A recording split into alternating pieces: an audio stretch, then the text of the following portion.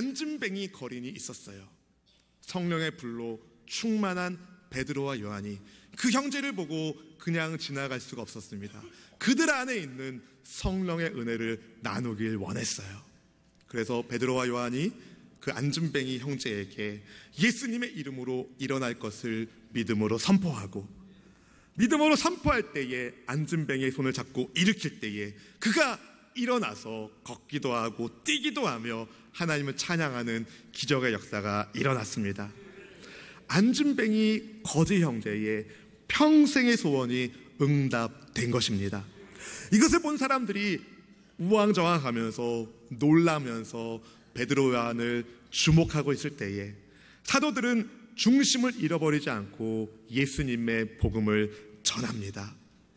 예수님의 복음의 말씀이 이 앉은뱅이 형제를 일으켰다고 증거하면서 믿음의 사람이 될 것을, 예수님을 영접할 것을 촉구합니다.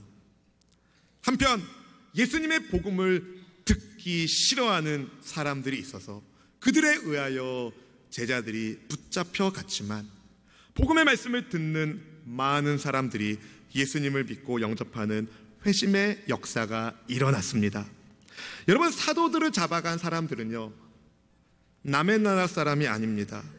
성경을 모르는 사람들이 아닙니다. 나름 구약의 말씀에 능통하다고 말하던 서기관들, 율법학자들, 대제사장들이었습니다. 이 사람들은 그러나 예수님을 십자가에 못 박기 위하여 온 힘을 기울였던 인물들이기도 합니다. 무슨 권세와 누구의 이름으로 이 일을 했느냐? 사도들을 가운데 세워놓고 둘러싸서 위압적인 분위기, 공포 분위기를 조성하고 있는 가운데 베드로는 주눅들지 않고 우리가 뭘 잘못했나요? 우리를 용서해 주세요. 우리가 잘못한 것이 있으면 용서해 주세요. 이렇게 절절맨 것이 아니라 담대하게 전합니다. 누구 이름으로 이 형제가 났는지 아십니까? 바로 당신들이 십자가에 못 박은 그 예수님. 그러나 하나님께서 다시 살리신 그 예수님이 이 형제를 일어나게 하셨습니다. 그 예수님이 우리의 구세주이며 우리의 메시아이십니다. 천하 사람 중에 오직 예수님만 우리에게 유일한 구원자가 되십니다. 당신들이 예수님을 건축자의 버린 돌처럼 버렸지만 하나님께서 그분을 머릿돌 되게 하셨습니다. 복음을 막 증거합니다. 하나님의 백성 여러분, 이 땅에 어떤 사람들도 예수님 없으면 주춧돌 없는 건물과 마찬가지입니다. 머릿돌 세워지지 않는 건물과 마찬가지입니다. 이 땅에 예수님 없이는 모두가 다 무너지는 건물 안에 살고 있는 겁니다. 그러나 예수님 안에 사는 사람, 주춧돌 있는 인생, 머릿돌 되시는 예수님 안에 있는 백성은 구원의 반석 위에 세워진 건강한, 무너지지 않는 하나님의 성전이 되는 것입니다. 그러한 복을 여러분 모든 지체들이 받기를 주님의 이름으로 축원합니다. 거기에 모여있는 많은 사람들, 나름 율법에 능통하다고 말하던 사람들이, 나름 헬라 수사학으로 훈련받은 사람들이 아무 말도 할 수가 없었습니다. 예상과 달랐어요. 예상과 달리 제자들이 너무 지혜롭게 답변하고 너무 당당하게 전했다는 겁니다. 본문 13절 말씀을 우리 같이 한번 읽어보겠습니다. 그들이 베드로와 요한이 담대하게 말함을 보고 그들을 본래 학문 없는 범인으로 알았다가 이상히 여기며 또 전에 예수와 함께 있던 줄도 알고. 네, 예수님의 제자들이 학문 없는 무식한 사람으로만 생각했는데 반론의 여지가 없을 만큼 답변이 너무 훌륭했어요. 이것은 이전에 예수님께서 제자들에게 하신 말씀이 응답된 겁니다. 예수님이 전에 말씀하셨거든요.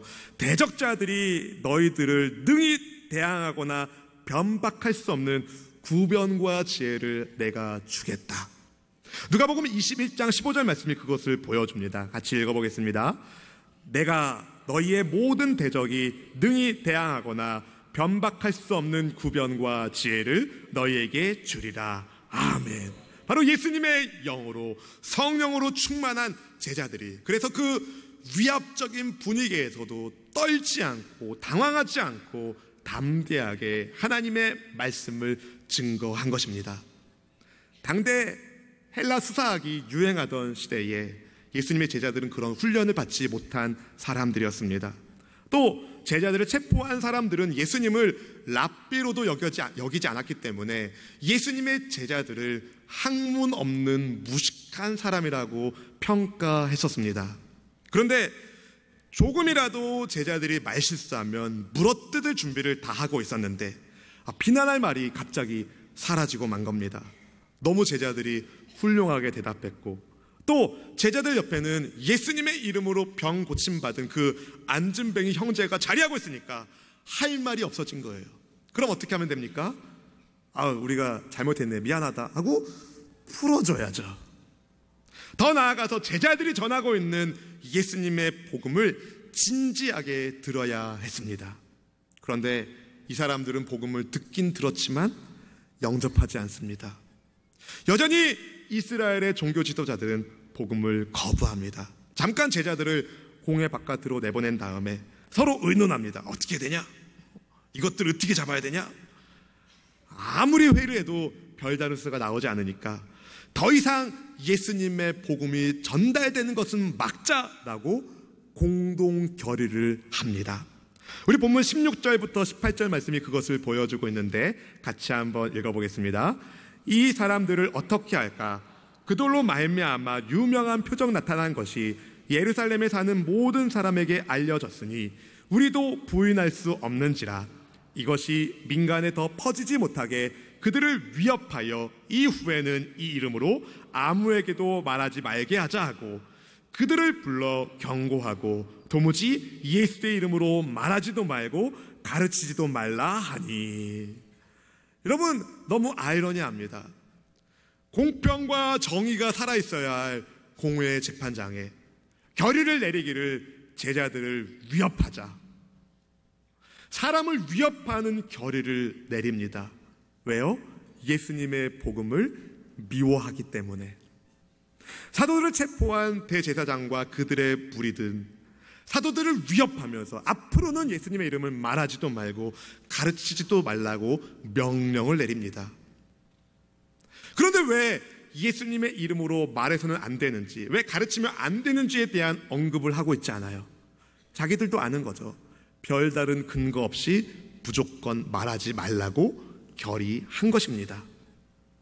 부활의 이름으로 고침받은 안진뱅이가 버젓이 일어나 있고 예수님의 부활을 가짜라고 증명할 만한 어떤 증거도 발견하지 못했음에도 불구하고 그래도 무조건 제자들을 협박하는 겁니다. 다시는 예수의 이름을 말하지 말라, 전하지도 말라, 가르치지 말라. 여기에 대해서 베드로와 요한이 이렇게 답합니다. 본문 19절 20절 말씀 같이 읽어보겠습니다. 베드로와 요한이 대답하여 이르되 하나님 앞에서 너희의 말을 듣는 것이 하나님의 말씀을 듣는 것보다 옳은가 판단하라. 우리는 보고 들은 것을 말하지 아니할 수 없다 하니. 아멘. 너무 멋있어요. 저는 주눅 들지 않고 베드로와 요한이 뭐라고 말합니까? 목숨을 걸고 말하는 거예요. 하나님 앞에서 당신들의 말을 듣는 것이 하나님 말씀을 듣는 것보다 옳습니까? 우리는 보고 들은 것을 말할 수밖에 없습니다. 공회의 결의를 정면으로 반박합니다. 진짜 옳은 것은 하나님의 말씀을 듣는 것이라고 강력하게 주장하는 겁니다. 원래 이 대제사장들, 사두개인들은요, 율법에 능통한 사람으로 자기들이 하나님의 말씀을 맡았다고 자부하던 사람들이었어요. 백성들을 가르치는 선생으로 존경받기를 좋아하던 인물들이었습니다. 그런데 무식한 어부 출신의 베드로가 이야기하는 거예요. 하나님의 말씀을 듣고 전하는 당신들이 정말 하나님의 말씀을 듣고 있습니까? 정말 당신들이 하나님의 말씀을 듣고는 있는 겁니까? 왜 대제사장들과 사두개인들, 하나님의 말씀을 맡은 자들이 이렇게 타락하고 말았을까요? 왜 하나님의 말씀과는 상관없는 욕망의 사람으로 변질되고 있었을까요? 말씀의 가르침을 자기에게 비추지 않았기 때문에. 이 말씀은 누가 들어야 되는 말씀인데, 이 말씀은 누가 들어야 할 말씀인데 나는 없어요. 사랑하는 성도 여러분, 말씀이 여러분의 인생을 비추시기를 축복합니다. 말씀이 나의 인생을 비추실 때 우리는 욕망의 노예가 아니라 말씀의 사람이 될 수 있습니다. 아무튼 이 대제사장들, 서기관들, 관리들, 이 사람들은 현실이 주는 권위에 취하고 있었어요. 남들에게 존경받고 인기 많은 것에 몰입하고 있었습니다. 권위에 취하여 오히려 권위의 노예가 되고 있었다는 겁니다. 성도 여러분, 저도 그럴 수 있어요. 여러분도 그럴 수 있어요. 하나님께서 내게 주신 지위, 직분, 권위는요, 하나님의 영광을 위하여 여러분에게 맡기신 겁니다. 그래서 주어진 권한을 하나님의 영광이 아니라 나의 욕망, 나의 이익을 위하여 쓰기 시작하면 그때부터 문제가 발생하기 시작하는 거예요. 가정의 문제, 직장의 문제, 세상살이의 문제, 여러 가지 문제들이 다 비슷한 모양을 띠고 있습니다. 특별히 가정에서 일어나는 문제들도 비슷한 양상을 가지고 있습니다. 아버지라는 지위와 권위, 어머니라는 지위와 권위, 하나님의 영광을 위하여 하나님을 경외하는 가정 세우라고 여러분에게 맡겨주신 것입니다. 섬기라고 주신 섬김의 직분인 거예요. 그런데 나는 아버지, 어머니라는 권위를 섬김이 아니라 굴림을 위해서 쓰고 있진 않은지 한번 생각해 보셔야 합니다. 그렇게 되면 나도 모르는 사이에 문제 가정을 만들고 말아요. 오늘 저녁에 우리 교회에서 아버지 학교 개설 감사 예배를 드립니다. 다음 달 11월 12일부터 5주 동안에 매주 토요일마다 아버지 학교를 하려고 합니다. 두란노 아버지 학교가 개설됩니다. 내년에는 어머니 학교를 개설하려고 합니다. 왜냐하면 아버지가 살아야 가정이 살고 어머니가 살아야 가정이 살기 때문입니다. 나는 100점짜리 남편이다. 손들어 보세요. 아닐 가능성이 99.9%입니다. 나 정도면 괜찮은 아버지, 괜찮은 남편이지. 큰 착각 속에 살고 계신 겁니다. 저도요, 제가 좋은 남편인 줄 알아요. 나 정도만 되면 뭐 한 100점은 아니더라도 뭐 한 80점은 되겠지. 그래도 70점 되겠지. 낙제 간신 면학교에 60점은 되겠지 생각했습니다. 그런데 말씀의 빛을 제 자신에게 비춰보니까, 아버지 학교에서 교육을 받아보니까 그렇지 않다는 것을 깨닫게 되었습니다. 지금은 몇 점짜리일까요?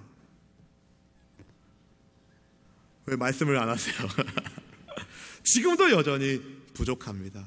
그러나 더 좋은 모습의 남편으로, 더 좋은 아버지가 되기 위하여 노력할 뿐입니다. 여러분, 아버지들이요, 혹은 예비 아버지들이요, 11월 12일부터 시작되는 수원 95기 아버지 학교에 여러분 많이들 지원하시기를 축복합니다. 참여하여 주시기를 부탁드립니다. 이 사도들을 가둔 이 대제사장들, 사두개들은요, 자기들을 가리켜서 이스라엘의 지도자층이라고 생각했던 사람들이었어요. 지도자층, 리더자들. 그런데 그들은 권력의 노예일 뿐이었습니다. 베드로와 요한이 전해주는 복음의 말씀을 들었음에도, 예수님을 믿을 수 있는 소중한 기회가 주어졌음에도 불구하고 그것을 거부하고 발로 차고 말았습니다. 내 생각 때문에 망한 거예요. 내 생각 때문에. 대제사장들과 그의 무리들은 어떻게 해서든 이 제자들을 처벌하고 싶었습니다. 그런데 그렇게 할 수가 없었어요. 왜 그런지에 대해서 오늘 본문 21절이 이렇게 가르쳐주고 있습니다. 우리 21절 말씀 같이 읽어보겠습니다. 관리들이 백성들 때문에 그들을 어떻게 처벌할지 방법을 찾지 못하고 다시 위협하여 놓아주었으니 이는 모든 사람이 그 된 일을 보고 하나님께 영광을 돌림이라. 아멘. 저는 이 말씀을 보면서 하나님께서 이 관리들을 어떻게 생각하셨을까라고 생각해 보니까 이런 게 생각나요. 못난 놈. 안 웃으시네요. 백성들에게 말씀을 가르치고 훈련시켜야 할 사람들이 백성들의 눈치를 보고 있습니다. 왜요? 하나님 말씀 앞에 당당하지 못하니까 눈치 보는 못난 놈이 되고 있었다는 겁니다. 백성들이 안진뱅이 형제가 치료받은 그 기적의 현장에서 하나님께 영광을 돌리고 예수님의 십자가 죽음과 부활의 복음을 영접하며 하나님께 영광을 돌리고 있으니까 우리가 사도들 잘못 건드렸다가는 백성들한테 욕먹겠구나, 우리 인기가 떨어지겠구나, 그 생각 때문에 어쩔 수 없이 제자들을 풀어줬다고 성경이 말하는 겁니다. 오늘 본문에서 우리는요, 두 부류의 인물들을 볼 수 있습니다. 당당한 사람, 두려움에 떠는 사람, 하나님 앞에 서 있는 사람, 백성들의 눈치 보는 사람. 두려움 없이 제자들은 하나님 앞에 있었기 때문에 당당하게 자기들이 가둔 무리들을 향하여서도 복음의 말씀을 전할 수 있었습니다. 근데요, 하나님의 말씀을 가르친다고 자부하던 제자들을 잡아간 공회의 사람들은 백성들의 눈치를 볼 뿐이었습니다. 잡혀간 사람들은 담대한데 잡아간 이들은 전전긍긍합니다. 굉장히 아이러니하지 않습니까? 무슨 차이가 있을까요? 제가 말씀드린 것처럼 한 사람의 부류는 하나님 앞에서 있는 사람이고 또 다른 부류는 하나님 앞에 있지 않기 때문입니다. 코람데오, 하나님 앞에서라는 정신이 있느냐 없느냐의 차이가 이들의 차이를 가져다 준 겁니다. 이 자리에서 예배하는 성도 여러분, 방송으로 인터넷으로 말씀을 듣고 계신 여러분, 하나님 앞에서 내가 어떻게 사느냐가 내 인생을 당당하게 살 수 있느냐 그렇지 않느냐를 결정짓습니다. 부디 하나님 앞에서 사는 사람, 하나님 앞에서 바른 생활을 살아가는 당당한 그리스도인이 바로 여러분 되시기를 주님의 이름으로 축원합니다. 축원합니다. 하나님을 경외하며 하나님 앞에서 그렇게 살아갈 때에 하나님은 반드시 그 믿음의 사람들에게 복 주시고 평강 주시고 은혜 베풀어 주실 것입니다. 그 복을 여러분이 누리시기를 주님의 이름으로 축원합니다. 그렇다면 하나님 앞에서 바른 생활이란 어떤 생활일지 구체적으로 함께 살펴보겠습니다. 첫 번째는 예수님의 이름을 말하고 가르치는 생활입니다. 예수님의 이름을 말하고 가르치는 생활. 예수님의 제자들이 잡혀간 이유가 다른 게 아니었어요. 예수님의 이름을 말하고 가르쳤기 때문에. 근데 아무리 박해자들이 예수님의 이름을 말하지도 말고 가르치지도 말라고 협박하더라도 제자들은 보고 들은 것을 말하지 않을 수가 없다고 말했습니다. 나를 사랑하시는 예수님, 나 같은 것을 사랑해 주신 예수님의 사랑에 녹아져 있었기 때문에 한때는 그들도 안진뱅이 형제처럼 죄의 자리에 주저앉아 있고 절망의 자리에 주저앉아 있고 낙심의 자리에 주저앉아 있었는데 주저앉아 있는 그들을 예수님께서 찾아와 주시고 손 내밀어 주시고 손잡아 일으켜 주심으로 회복된 은혜의 감격을 가지고 있었기 때문에 그 감동을 말하지 않을 수가 없었다는 겁니다. 사도행전 2장 21절 말씀이 이렇게 말합니다. 같이 읽어볼까요? 누구든지 주의 이름을 부르는 자는 구원을 받으리라 하였느니라. 아멘. 여기서 주의 이름을 부른다는 것은 매일 부르는 삶입니다. 여러분의 삶이 매일매일 구원의 감격이 있기를 주님의 이름으로 축원합니다. 축원합니다. 특별히 가정에서 부부 사이에 자녀들과 예수님의 이름을 높이는 시간을 갖기를 축복합니다. 하루를 시작할 때 예수님께 감사하고 하루를 마감할 때 주님의 이름을 높이면서 찬송하며 잠자리에 드시는 은혜가 있기를 바랍니다. 그러할 때 하나님께서 은혜 가운데 여러분의 인생을 바른 생활로 인도하여 주실 것입니다. 예수님의 이름을 말하고 높이는 사람들이 그런데 주의해야 할 것이 한 가지 있습니다. 주의사항이 있어요. 주의사항. 그것은 불의에서 떠나야 된다는 겁니다. 디모데후서 2장 19절 말씀을 이렇게 말해요. 같이 읽어보겠습니다. 그러나 하나님의 견고한 터는 섰으니 인침이 있어 일렀으되 주께서 자기 백성을 아신다 하며 또 주의 이름을 부르는 자마다 불의에서 떠날지어다 하였느니라. 아멘. 여러분, 예수님의 이름을 부르는 사람은 불의에서 떠나야 합니다. 예수님께서 우리의 불의를 용서하시기 위하여 이 땅에 오셨는데 여전히 우리가 절망의 자리에, 불의의 자리에, 낙심의 자리에 머물고 있다면 이것은 뭔가 문제가 있는 것이 아니겠습니까? 여러분을 향하여 손 내미신 주님의 손을 붙들고 그 자리에서 일어나십시오. 미운, 다툼, 시기, 질투와 같은 불의의 자리에서 떠나십시오. 오만한 자의 자리에서 떠나십시오. 거짓의 자리에서 떠나십시오. 예수님의 이름의 사람으로, 주님의 이름을 말하는 사람답게 하나님 앞에 서 있는 저와 여러분 되길 주님의 이름으로 축원합니다. 두 번째로 하나님 앞에서 바른 생활이란 하나님의 말씀을 듣는 생활이에요. 하나님의 말씀을 듣는 생활. 특별한 것이 아닙니다. 하나님의 말씀을 듣는 생활. 여러분이 아시는 것처럼 초대교회의 시작은요 굉장히 드라마틱했어요. 부활하신 예수님께서 제자들과 40여일을 같이 계셨고 그들에게 하나님 나라의 일을 가르쳐 주셨고 제자들 눈앞에서 예수님께서 하늘로 올라가셨고 약속하신 말씀 그대로 제자들에게 성령을 보내주셨고 성령 충만한 제자들이 방언을 말하며 다른 나라 말로 하나님의 복음의 비밀을 전하기 시작했고 눈먼 자가 눈 뜨고 병든 자가 고침받고 앉은 뱅이가 일어나는 놀라운 기적의 역사가 일어나기 시작했습니다. 예수님의 백성들이 폭발적으로 늘어나는 놀라운 부흥을 경험하게 됐어요. 얼마나 신이 났을까요? 얼마나 흥분되었을까요? 그런데 상황이 급변합니다. 복음에 반대하는 무리들이 복음을 증거하는 제자들을 박해하기 시작합니다. 우리는 신앙의 자유가 있는 자유나라 대한민국에서 살고 있기 때문에 복음 때문에 정부 차원의 나라 차원의 박해를 받지는 않습니다. 그러나 우리가 예수님을 믿는 것 때문에 예수님의 이름을 말하고 가르치는 것 때문에 직장 동료나 믿지 않는 가족들에게 싫은 소리 들을 때가 있습니다. 그것은 당연한 겁니다. 그런데 싫은 소리 듣더라도 우리는 말씀에 순종하여 주님의 이름을 전해야 합니다.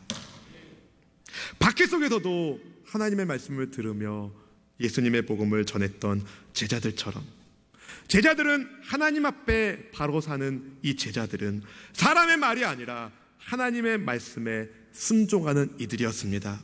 어떤 상황 속에서도 하나님의 말씀에 순종하는 베드로와 요한의 모습이 우리가 닮아야 할 모습은 아니겠습니까? 제자들이 하나님의 말씀에 귀 기울이고 순종했을 때에 하나님은 그들에게 하늘의 능력을 보여주셨어요. 하늘의 능력을 베풀어 주셨어요. 제대로 배우지 못한 제자들이 많이 배운 공회 사람들의 입을 다물게 만들고 하나님의 말씀을 담대하게 전할 수 있는 믿음을 허락하여 주셨습니다. 옥에 갇혔을 때에 바울과 실라는 하나님께 기도하고 찬송함으로 옥문이 열리게 되었고 복음 때문에 갇혔지만 그곳에서 복음의 확산을 경험하는 은혜를 체험하기 시작했습니다. 사랑하는 성도 여러분, 하나님께서 쓰시는 사람은 자신의 많은 능력을 자랑하는 사람들이 아닙니다. 부족해도 힘들어도 주님 말씀이라면 아멘하고 따라가는 사람, 그런 사람들이 온 세상이 감당할 수 없는 믿음의 사람이 됩니다. 왠지 아세요? 온 세상이 능히 감당할 수 없는 하나님의 능력이 그들을 덮고 있기 때문에 여러분의 두 손에, 여러분의 두 발에, 여러분의 입술에 하나님의 전능하신 은혜가 부어지기를, 권능의 손길이 함께 하시기를 주님의 이름으로 축원합니다. 영의 눈이 떠지고 영의 귀가 열리고 하나님의 행하시는 일을 보고 듣고 전하기를 축복합니다. 그런 사람들이 은혜의 감격으로 살아가는 거예요. 하나님이 주시는 감동으로 살아가는 거예요. 그러한 감동이 여러분 인생 가운데 충만하기를 주님의 이름으로 축원합니다. 예수님의 이름을 말하고 가르치는 것, 하나님의 말씀을 순종하는 것, 하나님의 말씀을 듣는 것, 이걸 몽뚱그려서 한 가지라고 말할 수 있습니다. 나를 구원하신 예수님의 은혜를 전하는 것. 성자 하나님의 말씀을 듣고 순종하십시오. 예수님께서 마가복음 16장 15절부터 18절에 이렇게 말씀하셨습니다. 같이 읽어보겠습니다. 또 이르시되 너희는 온 천하에 다니며 만민에게 복음을 전파하라. 믿고 침례를 받는 사람은 구원을 얻을 것이요 믿지 않는 사람은 정죄를 받으리라.